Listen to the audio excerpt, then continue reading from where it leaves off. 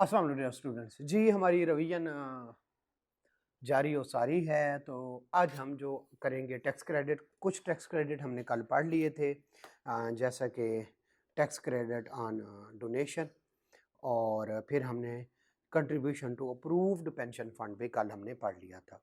फिर हमने एक और पढ़ लिया था जो 100% टैक्स क्रेडिट मिलता है किसको, कोल माइनिंग प्रोजेक्ट वालों को और स्टार्टअप्स को। ये हमने कल पढ़ लिया था। अब बाकी हम टैक्स क्रेडिट जनाब पढ़ते हैं।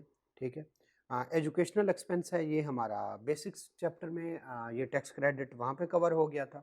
ठीक है, इसी तरह से जो है वो अगला जो है वो इंतहाई एक टेक्निकल टैक्स क्रेडिट है। ठीक है, उसको हम डिस्कस करते हैं। ये है tax credit for specified industrial undertaking. अब इंडस्ट्रियल अंडरटेकिंग की हमारी एक डेफिनेशन अलग से वो हमने पढ़ी हुई है, और इंडस्ट्रियल अंडरटेकिंग की डेफिनेशन अगर नहीं पढ़ी तो आप यूँ समझ लें कि एक बड़ी इंडस्ट्री, इनको टैक्स क्रेडिट मिला है। इनको टैक्स क्रेडिट मिलेगा, ठीक है जनाब, 1 साल के लिए। ठीक है, वो जनाब इनको जब टैक्स क्रेडिट मिलेगा और वो एडजस्ट ना हो सका, अब तक हमने जितने क्रेडिट पढ़े हैं वो एडजस्ट ना हो सके तो वो कैरी फॉरवर्ड, कैरिड बैक या एडजस्ट नहीं होते। लेकिन ये 2 साल के लिए कैरी फॉरवर्ड भी होगा। अब ये मिलेगा एलिजिबल पर्सन को एलिजिबल इन्वेस्टमेंट पे। क्लियर हो गया? तो आइए जरा पढ़ते हैं। ए टैक्स क्रेडिट ऑफ 25% किसका? एलिजिबल इन्वेस्टमेंट का। अलाउड टू एलिजिबल पर्सन, इन दोनों को अलहदा कर ले। एलिजिबल इन्वेस्टमेंट किसको? एलिजिबल इन्वेस्टमेंट को। ओके, वो जितनी इन्वेस्टमेंट करेगा उसका 25% लेंगे और वो आपको टैक्स क्रेडिट मिलेगा। अब टैक्स क्रेडिट के साथ क्या करते हैं आपको पता होता है। ठीक है, टैक्स क्रेडिट को टैक्स पेबल में से लेस करते हैं। It will be allowed against the normal tax payer और मिनिमम टैक्स पेयर, और जो फाइनल टैक्स है उनके अगेंस्ट इसको अलाउ होगा। अनएडजस्टेड अमाउंट अगर कोई बच गई may be carried forward to 2 subsequent year. 2020 का टैक्स क्रेडिट 25% 2020 में मिला और आपको उतनी इनकम नहीं थी, कम थी, तो 21 और 22 में ये आगे चला जाएगा। एलिजिबल इन्वेस्टमेंट पहले देखना है और फिर हमने देखना है एलिजिबल पर्सन को। एलिजिबल इन्वेस्टमेंट क्या है? इन्वेस्टमेंट जो कि नई मशीनरी खरीदें, कोई बिल्डिंग खरीदें, कोई इक्विपमेंट खरीदें, कोई हार्डवेयर खरीदें, कोई सॉफ्टवेयर खरीदें, लेकिन सेल्फ क्रिएटेड सॉफ्टवेयर ना हो और यूज्ड एसेट या कैपिटल गुड्स ना खरीदें, नए खरीदें। बिल्डिंग, मशीनरी, ये वो सारा कुछ नया होना चाहिए और सेल्फ क्रिएटेड भी नहीं होना चाहिए। सॉफ्टवेयर खरीदें, हार्डवेयर, ये हमें पता है एलिजिबल इन्वेस्टमेंट। अब कौन कर रहा है? Eligible person. अगर एलिजिबल पर्सन एलिजिबल इन्वेस्टमेंट करे तो उस जितनी इन्वेस्टमेंट से 10 लाख की तो 2,50,000 रुपए यानी 25%, और अगर लाख रुपया की है तो 25,000 उसको टैक्स क्रेडिट मिलेगा। किसको? एलिजिबल पर्सन को। एलिजिबल पर्सन 2 हो सकते हैं। नंबर 1 ग्रीन फील्ड अंडरटेकिंग, और नंबर 2 एक इंडस्ट्रियल अंडरटेकिंग। इनको मिलेगा, एक ग्रीनफील्ड इंडस्ट्रियल अंडरटेकिंग को मिलेगा और एक इंडस्ट्रियल अंडरटेकिंग को। पहले इस इंडस्ट्रियल अंडरटेकिंग को पढ़ रहे हैं, इसको मिलेगा क्योंकि ये एलिजिबल पर्सन है।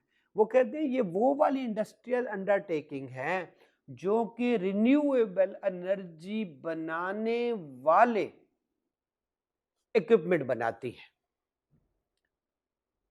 अब इस तरह से आपको समझ नहीं आएगी, मैं आपको इस तरह से समझाता हूं जनाब, जरा आ जाए। वो कहते हैं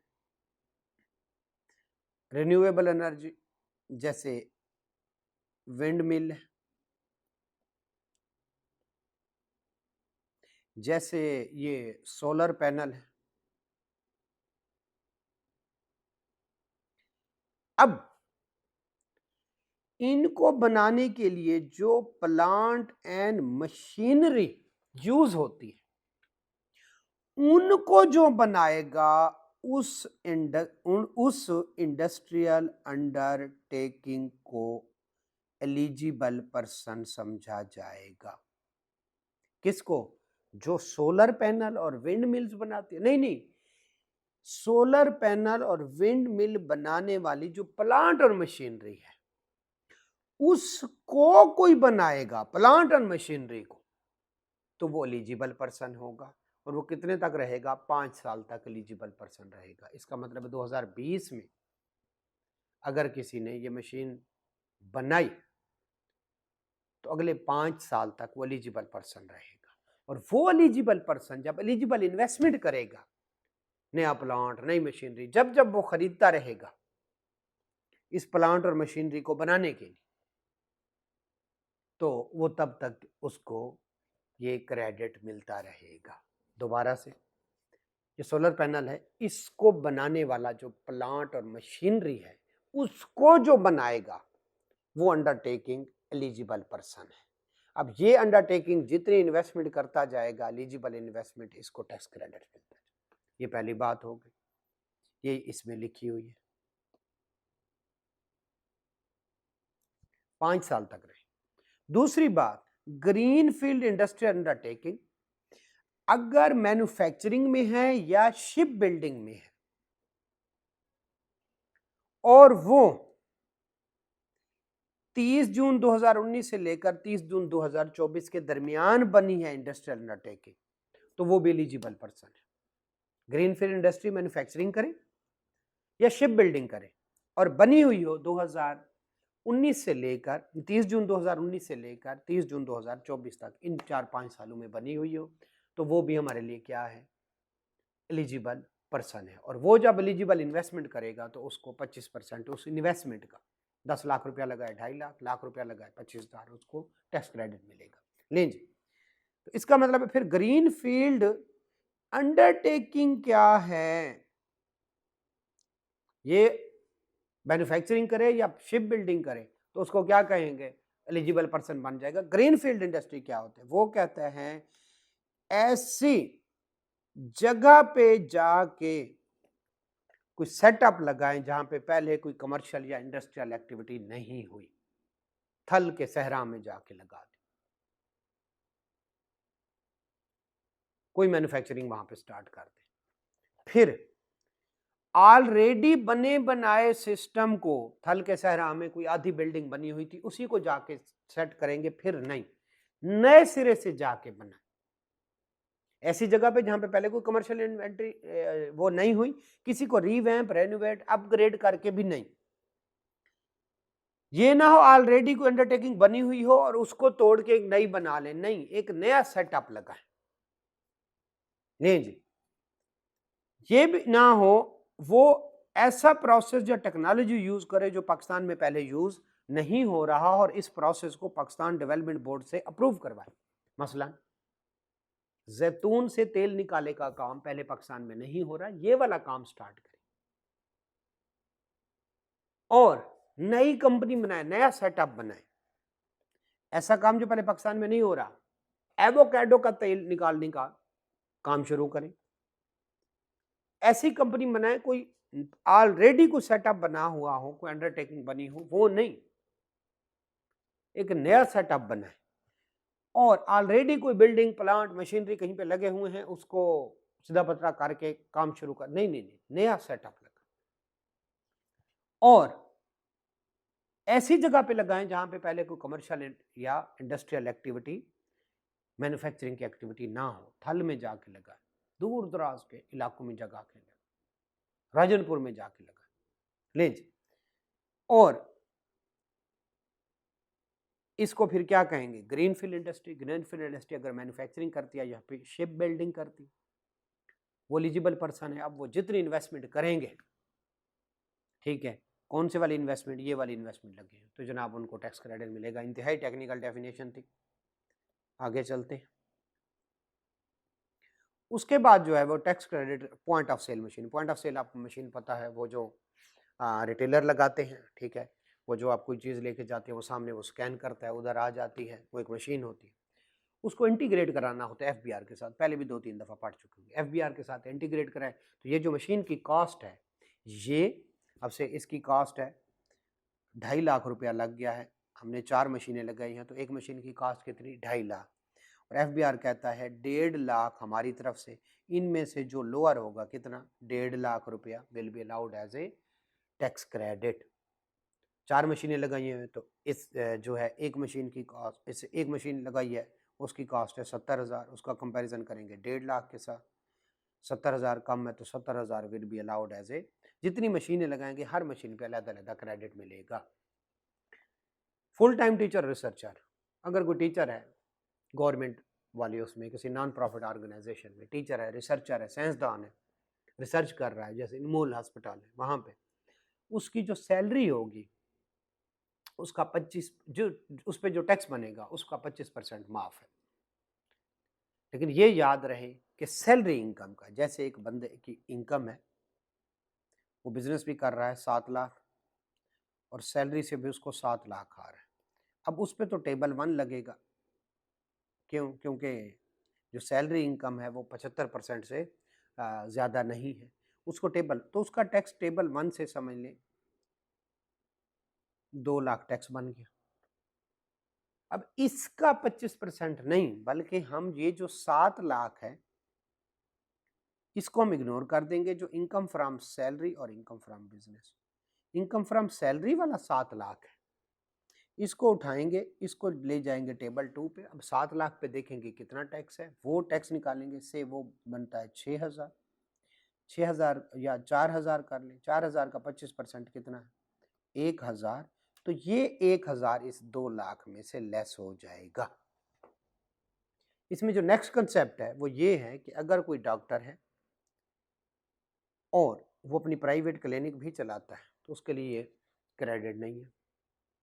प्रोफेसर, डॉक्टर, टीचर तो है, वो किसी हॉस्पिटल में बैठता है और मरीजों का शेयर लेता है, जितने मरीज आते हैं उसमें से कहता है इतना शेयर मेरा, उसके लिए भी ये क्रेडिट अवेलेबल नहीं। प्रोफेसर डॉक्टर है और किसी हॉस्पिटल में जाके जॉब करता है, वहाँ पे जो बस तनख्वाह लेता है, मरीजों में जो आमदनी होती है शेयर नहीं लेता, उस पे ये लगेगा। ये क्लियर हो गया, आगे चलते हैं। फिर जनाब फॉरेन टैक्स क्रेडिट। अब फॉरेन टैक्स क्रेडिट समझ ले, एक बंदे ने बाहर से कमाया और वहाँ पे उस इनकम कमाई 7 लाख पाकिस्तानी, उसके मुताबिक इधर अच्छी जगह पे कर,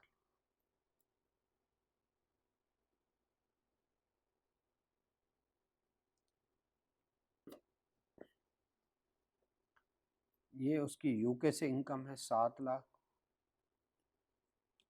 ये उसकी पाकिस्तान से इनकम है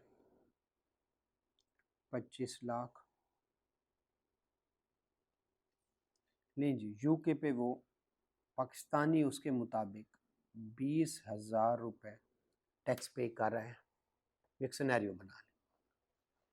अब जब हम, अगर तो ये है सैलरी इनकम और उस पर टैक्स पे कर दिया तो ये तो हो जाएगी एग्जेम्प्ट। अगर ये बिजनेस या सैलरी के अलावा कोई और इनकम है, मैं उसका बोले रहा हूँ, तो अब हम उसकी वर्किंग किस तरह से करेंगे? हम कहेंगे पाक सोर्स 25 लाख और फॉरेन सोर्स 7 लाख, 32 लाख उसकी टैक्सेबल इनकम होगी।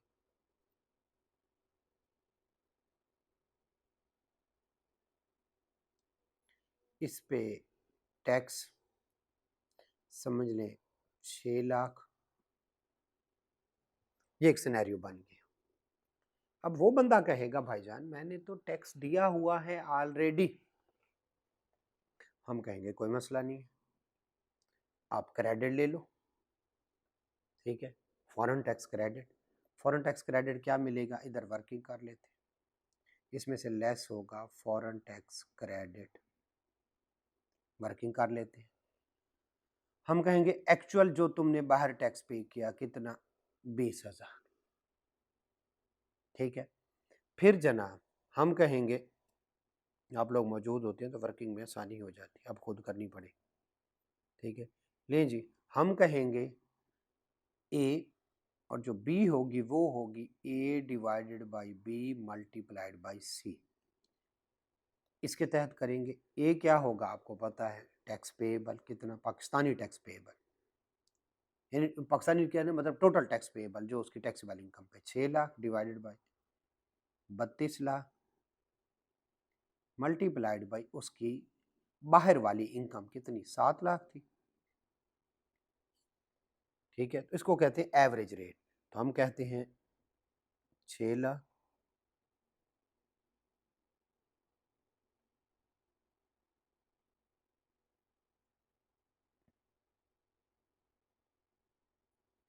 1 लाख, तो ये बनता है मेरे ख्याल में 1,31,250।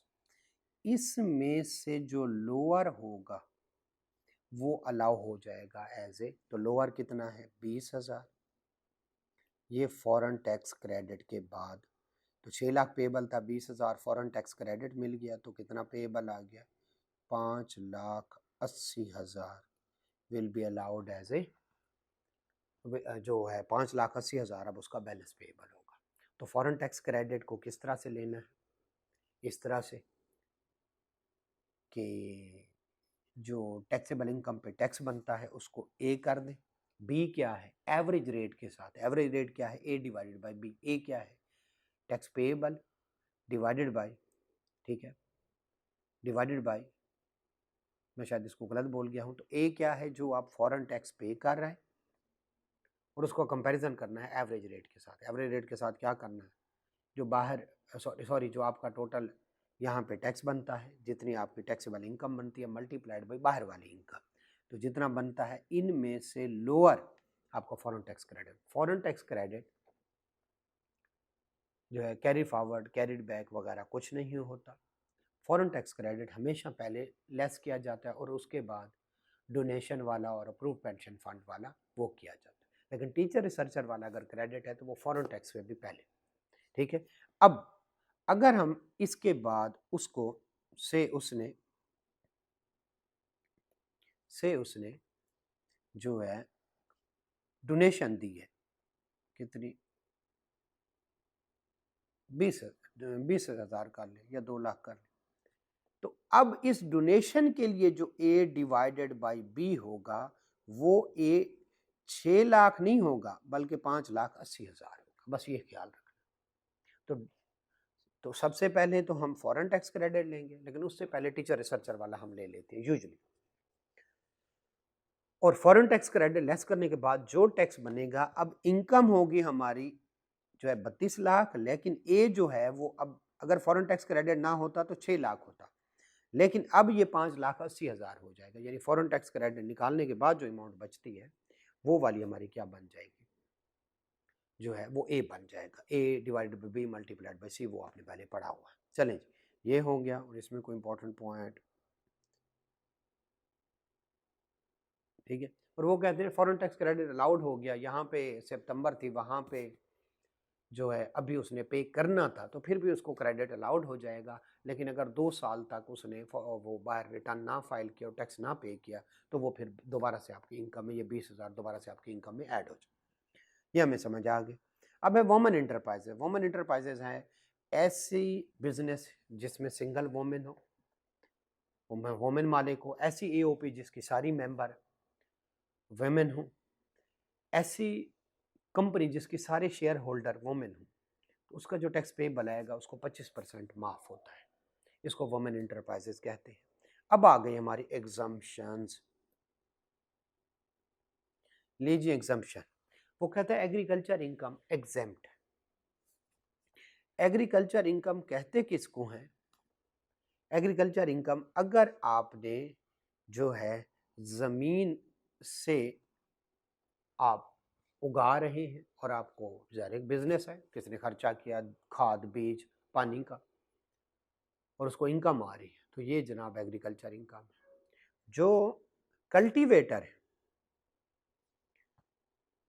यानी किसी ने अगर ज़मीन ठेके पे ले ली और उस पर गंदम उगा रहा है और उसको कोई बचत हो रही है, तो वो भी एग्रीकल्चर इनकम है। और अगर किसी बंदे ने लैंड किराए पे दी हुई है और वो लैंड पाकिस्तान में है और एग्रीकल्चर पर्पस के लिए यूज हो रहा है, तो जिसको ठेका जा रहा है, जिसको वो लीज जा रही है, जिसको रेंट जा रहा है, वो भी एग्रीकल्चर इनकम।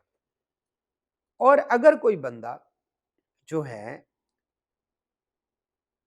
उसकी मदद कर रहा है किसान की, जैसे वो थ्रेशर वाले आ जाते हैं और उनको आप पैसे ना दो और बदले में गंदम वगैरह दे दो, इन काइंड ले ले, तो वो भी एग्रीकल्चर इनकम। और अगर यही लोग कल को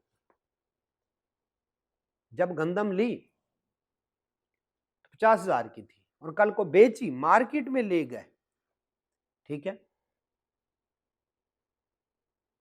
और वो 70,000 की बिकी तो ये भी एग्रीकल्चर इनकम है, 20,000, इस पे भी गेन नहीं लेंगे, ये सारे एग्रीकल्चर इनकम है। क्लियर है? और अगर कोई बिल्डिंग मौजूद है और उसका किराया आ रहा है, लेकिन वो बिल्डिंग एग्रीकल्चर लैंड में है या उसके साथ अटैच है और इस्तेमाल भी किसके लिए हो रही है, वो एग्रीकल्चर पर्पज के लिए इस्तेमाल हो रही है, जानवरों को वहां पे बांधते हैं, खाद बीज रखते हैं, ट्रैक्टर वगैरह वहां पे खड़ा होता है, ठीक है, या फिर वो बिल्डिंग इस्तेमाल हो रही है, वहां पे कोई मुजारे वगैरह या कोई नौकर वगैरह रहते हैं और वो काम करते हैं, ठीक है, या किसान वहां पे खुद रहता है और उसका किराया पे कर रहा है, तो भी वो एग्रीकल्चर इनकम है। आगे चलते हैं। अब वो एग्रीकल्चर इनकम चूंकि एग्जाम्प्ट है तो उसका कोई हिसाब किताब नहीं रखा जाता। अब यही बंदा साथ में चावलों को सफाई का काम करता है, या यही बंदा इसकी शुगर मिल है, या वो जैतून उसने उगाया, वो एग्रीकल्चर इनकम जितना जैतून आया, और वही जैतून उसने साथ ही जैतून का तेल निकालने का उसका अपना कारखाना है, उसमें ऐड कर दे। अब जैतून बेचा समझ लें लाख रुपए का,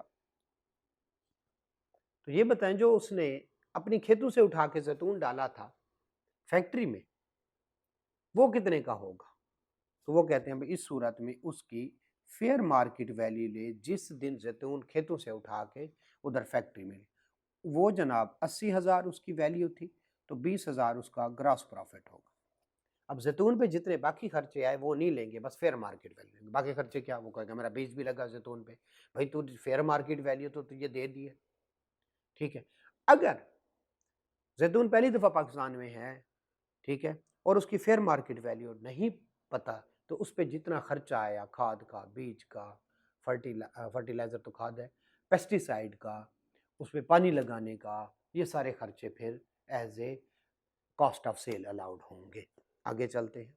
वो कहता है डिप्लोमेटिक और नेशन, यूनाइटेड नेशन एग्जम्पशन, कोई बंदा वहां पे जॉब करता है यूनाइटेड नेशन में, यूएनओ में, तो उधर से आने वाली सैलरी एग्जाम्प्ट है, उससे आने वाली पेंशन भी एग्जाम्प्ट है। आगे चलते हैं। फॉरेन गवर्नमेंट का ऑफिशियल यहां पे है, ठीक है, salary received by the foreign government employ for the services rendered to the foreign government shall be exempt. बस है क्या, वो बंदा यहाँ पे मौजूद है, उस जगह का है, पाकिस्तान का नहीं है। जैसे बाहर से सफ़ीर आया हुआ यहाँ पे पाकिस्तान में है, सैलरी ले रहा है लेकिन एग्जाम्प्ट है। और जो वो फॉरेन गवर्नमेंट है, समझ इटली से आया हुआ है, तो इटली वाले भी हमें वो एग्जाम्पशन देते हैं, ठीक है। और पाकिस्तानी भी वहाँ पे सर्विस देते हैं, और वो लोग भी हमें, यानी इटली का यहाँ पे बंदा आया तो उसकी सैलरी एग्जाम्प्ट है। क्यों? क्योंकि हमारा बंदा वहाँ पे गया हुआ है और उसकी सैलरी इटली वाले एग्जाम्प्ट कर रहे हैं। आगे चलते हैं। अब दो तरह की, वो कहता है Pakistan source salary income which Pakistan is not permitted to tax under a tax treaty shall be exempt. दो मुल्कों के दरमियान टैक्स ट्रीटी बन जाता है, भाई आप हमारे लोगों पे टैक्स ना लगाना, हम आपके, तो यूएई वाले यहाँ पे अगर काम करें तो उनके एग्जाम्प्ट, और पाकिस्तानी वहाँ पे काम करें तो पाकिस्तानी उनकी वहाँ की सैलरी एग्जाम्प्ट कर दें। एक बात कर रहा हूँ, टैक्स ट्रीटी कहते हैं दो मुल्कों के दरमियान, ये तो पहली बात होगी। दूसरी, वो कहता है अगर कोई एड प्रोग्राम अमेरिका ने मदद दी पाकिस्तान को और साथ में कुछ बंदे भेजे, उनकी सैलरी भी एग्जाम्प्ट होगी। बस शर्त ये है कि वो पाकिस्तान के रेजिडेंट ना हो और यहाँ पे आए हुए, अगर या तो रेजिडेंट ना हो, अगर यहाँ पे आए हुए हों तो सिर्फ इस वजह से रेजिडेंट हो क्योंकि वो उस एड प्रोग्राम की वजह से आए, और वो पाकिस्तान के सिटीजन नहीं है, बल्कि वो जो है वो फॉरेन करेंसी के साथ, जिस फॉरेन कंट्री के ने एड हमें दी है, और वो वहाँ के रेजिडेंट हो, यहाँ के ना, और जो है, और पाकिस्तान में जो उसको सैलरी दे दिया उसी एड प्रोग्राम से दे रहे हैं, तो ये सैलरी एग्जाम्प्ट हो जाएगी। ये भी तो हो सकता है उस एड प्रोग्राम के साथ उनके कोई कंट्रैक्टर है, जैसे उन्होंने वहाँ से कोई कंट्रैक्टर भर्ती किया है और वो पाकिस्तान में भेज दिया है। अब वो अमेरिका का एम्प्लॉय नहीं है उस एड प्रोग्राम, लेकिन वो इनकम उधर से ही ले रहा है। कंट्रैक्टर आए हैं, वो आगे एड प्रोग्राम जहां जहां पहुंचाना है वहां पे पहले ब्रिज बनानी है, तो ब्रिज बनाने वाले कंट्रैक्टर की इनकम भी एग्जाम्प्ट है। Any income received from any person working as a contractor consultant ये वो, ठीक है। और किसके साथ, जो फेडरल गवर्नमेंट और फॉरेन गवर्नमेंट के साथ कुछ है, ठीक, एग्जेम्प्ट होगी, वो उसको उस वो जो प्रोजेक्ट जिस पे वो काम कर रहा है वो फंड से ही पैसे दिए गए, वो पाकिस्तान से नॉन रेजिडेंट है या फिर रेजिडेंट है, तो इस वजह से कि वो उस एग्रीमेंट के साथ अटैच है, और उसकी जितनी भी इनकम है, ठीक है, वो प्रोजेक्ट जो कर रहा है वो फंड में से है, और उसकी इनकम भी उसी प्रोजेक्ट की या फंड में से दी जा रही है। ये समझ आगे चलते। फेडरल गवर्नमेंट, आगे एक ओपन सा सेक्शन है, फेडरल गवर्नमेंट अगर चाहे तो कुछ और एग्जाम्पशन भी दे जा सकते, इस तरह से काफ़ी सारे और निकलवा सकते हैं। Exemption under foreign investment promotion, एक ओपन सा सेक्शन है 44A, नया नया आया है, शायद आपको टेस्ट कर ले ये है क्या। वो कहते हैं भाई क्वालिफाइड इन्वेस्टमेंट पे, ठीक है, जो है फेडरल गवर्नमेंट किसी को भी सबसे पहले क्वालिफाइड इन्वेस्टमेंट, उस इन्वेस्टमेंट को किसी सेक्टर को, किसी इंडस्ट्री को, जो जैसे अभी रेको डिग जो है उसके जो है बलूचिस्तान में जो कर रहे हैं, और रेकोर्डिंग माइनिंग कंपनी, उन्होंने कह दिया ये वाली जो इन्वेस्टमेंट करेंगे वो क्वालिफाइड इन्वेस्टमेंट होगी। इस क्वालिफाइड इन्वेस्टमेंट, ये इन्होंने एक पॉलिसी बनाई थी, एक्ट बनाया था, वो था foreign investment protection promotion and protection, foreign investment promotion protection act 2022। इसके तहत जो है, ताकि हमारे अंदर के लार्ज स्केल इन्वेस्टमेंट आए, उन्होंने कहा क्वालिफाइड इन्वेस्टमेंट को बहुत सारी PRA, सेल्स टैक्स, और हम तो अभी इनकम टैक्स पढ़ रहे हैं, तो इनकम टैक्स में एग्जम्पशन होंगी। All income tax concession are now incorporated in कौन से वाला सेक्शन 44, तो सारी, तो अगर कोई क्वालिफाइड इन्वेस्टमेंट कराते हैं, जैसे रेकोटिक है, पता नहीं और किस किस को देनी है, अभी नहीं वो दी, तो जनाब जो tax on income, advance tax, withholding tax, minimum tax, final tax, उनको एग्जेम्प्ट होंगे, ठीक है। तो जनाब ये जो फिपा है, ये है foreign investment protection promotion act, ठीक है।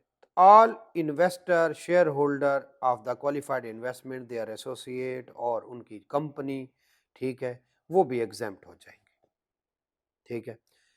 In respect of the person amount mention in 1 and 2, ठीक है, वो एंटी अवॉइडेंस की कुछ प्रोविजन होती है सेक्शन 108, 9, 6 में, वो अप्लाई नहीं होंगी। हम ये नहीं कहेंगे कि तुम लोग टैक्स से बच रहे हो, उनको एग्जम्पशन है।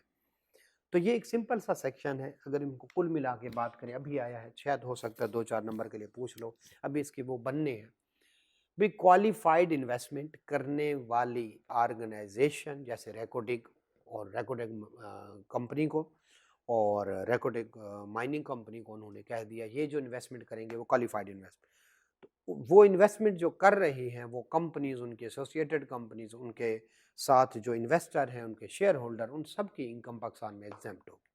बस इतनी बात, ना उन पे एडवांस टैक्स लगेगा, ना उन पे मिनिमम टैक्स लगेगा, ना उन पे जनाब जो है विदहोल्डिंग टैक्स लगेगा।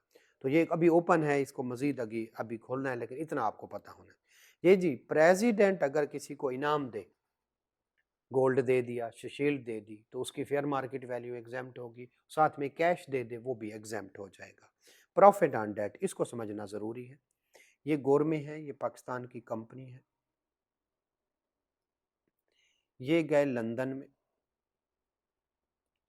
और लंदन में कहा आओ गोरमे पाकिस्तान में इन्वेस्टमेंट करो। अब जो इन्वेस्ट करेगा उसको क्या देना पड़ेगा, प्रॉफिट ऑन डेट। ये प्रॉफिट एंड डेट इस लंदन वाले बंदा जो यहां पे इन्वेस्टमेंट कर रहा है उसको एग्जेम्प्ट होगा। शर्त ये है कि ये दोनों, लंदन वाला बंदा और गोरमे, आपस में एसोसिएट ना हो, वहां से जो इन्वेस्टमेंट है वो सिक्योरिटीज हो, सिक्योरिटीज आपको पता है डिबेंचर हो सकता है, टर्म फाइनेंस सर्टिफिकेट हो सकता है, ये, और ये पाकिस्तान में आके बिजनेस में इन्वेस्ट करे, और जो पेमेंट है वो पाकिस्तान में ना करे, लंदन में करे, बाहर जाके करे, तो जो इस बंदे को ये प्रॉफिट ऑन डेट मिल रहा होगा वो क्या होगा, profit interest received by non resident person, वो एग्जेम्प्ट हो जाएगा। ये 4 शर्तें मैंने जो बोली हैं ये पूरी कर। अगर एजुकेशन के लिए किसी को स्कॉलरशिप मिल रहा है, उसकी इनकम तो है बट वो एग्जेम्प्ट है। मियाँ बीवी में तलाक हो गई, मियाँ ने बीवी को जो पैसे दिए टू लिव अपार्ट, वो जो नान नुस्खा वाली बात होती है, अदालत कहती है, तो अब बीवी की इनकम तो है लेकिन वो एग्जेम्प्ट है। फेडरल गवर्नमेंट, प्रोविंशियल गवर्नमेंट और लोकल गवर्नमेंट की इनकम एग्जेम्प्ट है। फेडरल गवर्नमेंट तो पूरे मुल्क में होती है, प्रोविंशियल गवर्नमेंट अपने मुल्क से, अपने सूबे से बाहर जाके कहीं बिजनेस करे तो उस पे टैक्स लगेगा। अगर लोकल गवर्नमेंट बाहर जगह जाके कोई बिजनेस करे तो उस पर टैक्स लगेगा।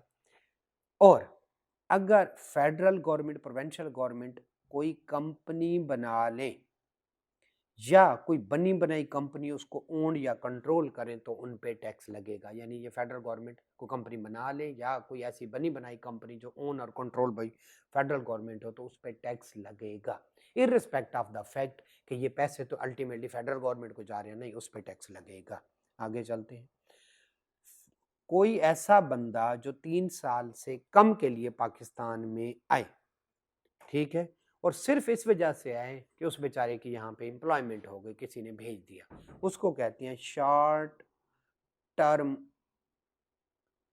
शॉर्ट टर्म रेजिडेंट की फॉरेन सोर्स इनकम। ऐसा बंदा जो पाकिस्तान में, क्या foreign source income of the individual shall be exempt if the Pakistan, यहाँ वो पाकिस्तान में है सिर्फ एम्प्लॉयमेंट की वजह से और है भी थोड़ी देर के लिए, 3 साल के अंदर अंदर वो वापस चला जाएगा, तो उसकी सारी इनकम एग्जेम्प्ट है। लेकिन अगर उसने पाकिस्तान में इनकम रिसीव की, पाकिस्तान में लेके आया, तो वो फिर एग्जाम्प्ट नहीं थी, एग्जाम्प्ट नहीं रहेगी। और दूसरा, उसकी कोई बिजनेस इनकम बाहर वाली, क्योंकि वो पाकिस्तान में है, बिजनेस पीछे छोड़ा है, तो बिजनेस इनकम एग्जाम्प्ट नहीं होगी। कुल मिला के एक बंदा पाकिस्तान में एम्प्लॉयमेंट की वजह से है और पाकिस्तान में रहना नहीं चाहता, 3 साल के अंदर अंदर वापस चला जाएगा, तो उसकी फॉरेन सोर्स इनकम सारी एग्जाम्प्ट है। लेकिन फॉरेन सोर्स इनकम पाकिस्तान में मंगवा ली तो एग्जाम्प्ट नहीं रहेगी। और अगर कोई बिजनेस इनकम है उसकी वहां पे, क्योंकि छोड़ आया है और पाकिस्तान में रह रहा है, पीछे बिजनेस चल रहा है, तो बिजनेस इनकम एग्जाम्प्ट नहीं होगी। एक बंदा मुल्क छोड़ता है, चला जाता है, 4 साल तक या वापस नहीं आता, या 2020 में छोड़ के चला गया, 20 में भी रेजिडेंट नहीं, 21 में भी रेजिडेंट नहीं, 22 में भी रेजिडेंट नहीं, 23 में भी रेजिडेंट नहीं, 24 में आया लेकिन जून में आ गया, तो 24 में भी रेजिडेंट नहीं। अब 4 साल से ज्यादा वो नॉन रेजिडेंट रहा, तो आज 24 गया लेकिन 24 में भी नॉन रेजिडेंट है। तो जिस साल रेजिडेंट बनेगा, 24 में पाकिस्तान आया लेकिन रेजिडेंट कब बनेगा? 25 को। 25 और 26 की फॉरेन सोर्स इनकम उसकी क्या हो जाएगी? एग्जेम्प्ट हो जाएगी। इसको कहते हैं रिटर्निंग एक्सपैट्रिएट। जरा पढ़ लेते हैं। Any foreign source income divided by the citizen of Pakistan in the year who was not resident in any of the 4 पिछले 4 सालों में आया पाकिस्तान में लेकिन रेजिडेंट नहीं बना। रेजिडेंट कैसे बनते हैं आपको पता है, 183 डे। इन विच इंडिविजुअल बिकम रेजिडेंट, उस साल एग्जेम्प्ट हो जाएगी और उससे अगले साल एग्जेम्प्ट हो जाएगी। क्लियर हो गया जी? आगे चलते। और दूसरा वो जो था, जो पाकिस्तान छोड़ के चला जाए और उस साल वापस ना आए, तो उसकी उस साल की फॉरेन सोर्स इनकम वो सैलरी में हम पढ़ते। फिर आगे चलते। Exemption and tax concession in second schedule में कुछ एग्जम्पशन लिखी गई हैं, वो एग्जेम्प्ट होती हैं। फेडरल गवर्नमेंट चाहे तो उनको चेंज कर सकती है। किसी और कानून में लिखा हुआ है कि इनकम टैक्स एग्जेम्प्ट है तो बिल्कुल नहीं होगा, रेट कम है तो बिल्कुल नहीं होगा, ठीक है। कोई कंसेशन दी गई है, टैक्स में रिडक्शन दी गई है, बिल्कुल नहीं होगा जब तक इनकम टैक्स के अंदर ना लिखा हो। तो सेल्स टैक्स में लिखा हो इनकम टैक्स एग्जेम्प्ट है, नहीं होगा। इनकम टैक्स में जो बात लिखी हुई है वो मानी गई। क्लियर हो गया? अगर किसी बंदे को एग्जम्पशन है, ठीक है, जैसे ये जरा पढ़ लेते हैं। एक कंपनी है, वो बिजनेस कर रही है एग्रीकल्चर का, 100 रुपया कमाती है। अब ये उसको एग्जेम्प्ट है क्योंकि वो एग्रीकल्चर है। लेकिन अगर वो डिविडेंड देती है तो उस पर 15% टैक्स काटेंगे। क्लियर हो गया? ये लिमिटेशन ऑफ एग्जाम्पशन में ये वाली बात लिखी गई है कि where any income is exempt from tax, exemption shall be limited to original recipient. Income जो एग्रीकल्चर इनकम है वो एग्जेम्प्ट है and shall not extend to any person receiving any payment out of that income. उस income से कोई पैसे ले रहा है, यानी कंपनी है, वो बिजनेस कर रही है एग्रीकल्चर का, एग्जेम्प्ट है। लेकिन उससे आगे कोई डिविडेंड देता है तो वो एग्जेम्प्ट नहीं होगा। लीजिए हमारा ये चैप्टर कंप्लीट हुआ। अगर कोई क्वेश्चन हो तो आप मुझे कर सकते हैं, अगले लेक्चर में कर सकते हैं, और जो ना मेरा व्हाट्सएप भी मौजूद है उस पे कर सकते हैं, ठीक, मुझसे पर्सनल टाइम ले सकते हैं, ठीक है। उम्मीद है आपको समझ आएंगे। एक दफ़ा आपने पढ़ना ज़रूर है, और जो पढ़ने के बाद कोई क्वेश्चन हो तो आपने मुझसे करना। तब तक अल्लाह हाफ़िज़।